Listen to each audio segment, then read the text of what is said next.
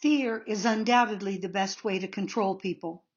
Creating fear in the American public about a potential nuclear war increased people's fear of the Soviet Union and limited criticism about a growing military budget.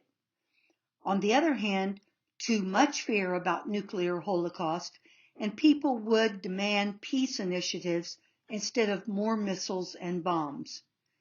The government had to convince people that they could live through a full-on nuclear war, which of course was ridiculous, since a full-out nuclear exchange between the US and the Soviet Union would kill not only people, but the planet. So the government needed to make people afraid of a nuclear war, while at the same time convincing them that nuclear war was survivable. In short, the task was to teach Americans to live with the bomb. The atomic bombing of Japan in August 1945 ushered in the atomic age. World War II ended with the United States clearly able to annihilate any nation in the world.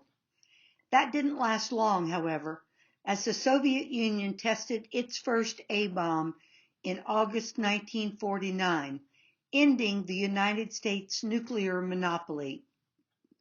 This was the beginning of an intensifying arms race.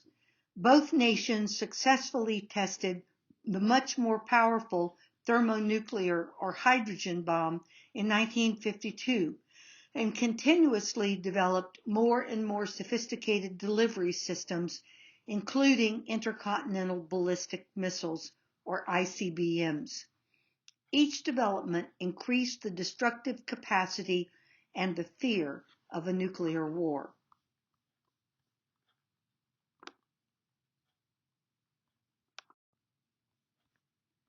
By the early 1950s, it had become important for the U.S. government to teach Americans to live with the bomb.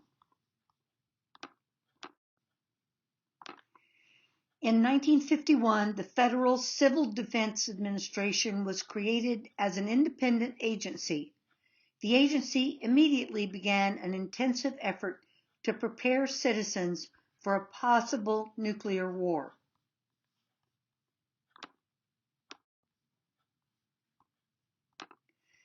The head of the Civil Defense Agency was a woman named Catherine Graham Howard. In Howard's words, her job was, quote, to prepare people to live through an atomic attack, not die in one, end quote, or at least to believe that this was possible. This was a time in which women rarely achieved executive positions.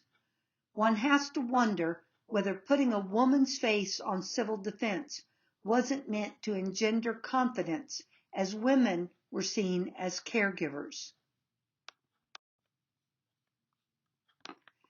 A joint public-private partnership developed in order to carry out the goals of civil defense. The government needed the public to be fearful, but not too fearful. For the private sector, the business of civil defense meant that there was money to be made.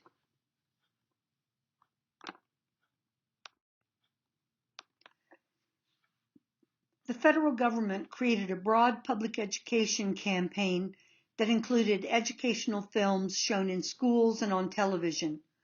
One series featured Bert the Turtle, who taught the nation to duck and cover if they found themselves in the middle of a nuclear attack. The next slide has an image of the video. If the video doesn't play for you, I will have it embedded in a slide after this presentation, along with another video, so that you can watch them. I hope you will watch them. They're very informational. They're also entertaining. And frankly, it is, I think you'll find it puzzling that the American public actually fell for these campaigns, but in fact, they did.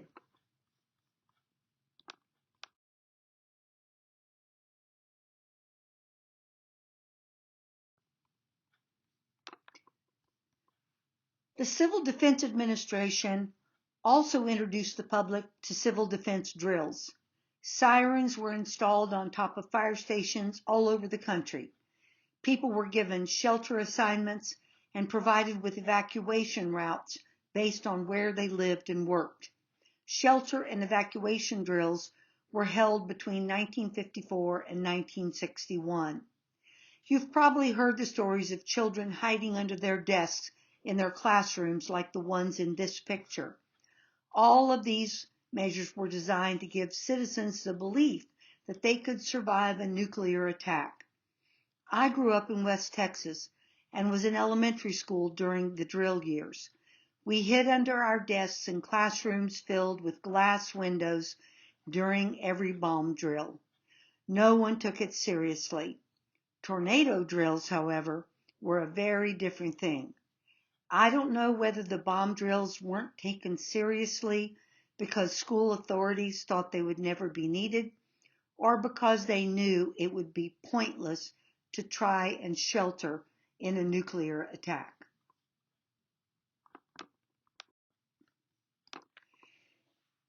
This image shows two different advertisements for the public shelter program.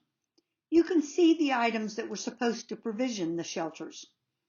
You've probably seen the orange sign that marked all public shelters. They're still around on some buildings. These shelters, too, were designed to make the public feel safe. But the public shelter program didn't receive nearly enough federal funding.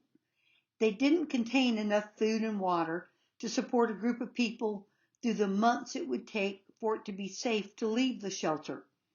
They also didn't contain the necessary equipment for radiation detection and communication with the outside world. In other words, the shelter system was of little use. A few years ago, I did read that the government had opened some of the barrels of water stored in the shelters since the 1950s and found that those barrels contained the cleanest water in the nation. I fully expected to see bottled bomb shelter water for sale, but that didn't happen. I don't know where the entrepreneurs were.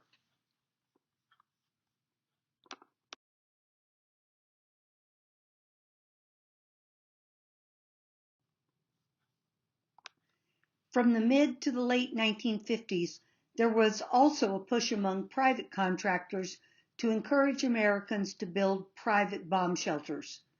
Some home builders included bomb shelters in their new home designs. Some people converted their basements or cellars or tornado shelters into bomb shelters. Swimming pool companies built in-ground shelters in backyards.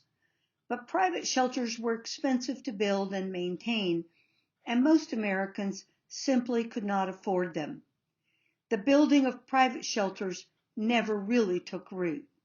Still, the educational programming, civil defense drills, and shelter campaigns made many Americans feel safe, and those who spoke out about the realities of civil defense were quickly labeled as communists.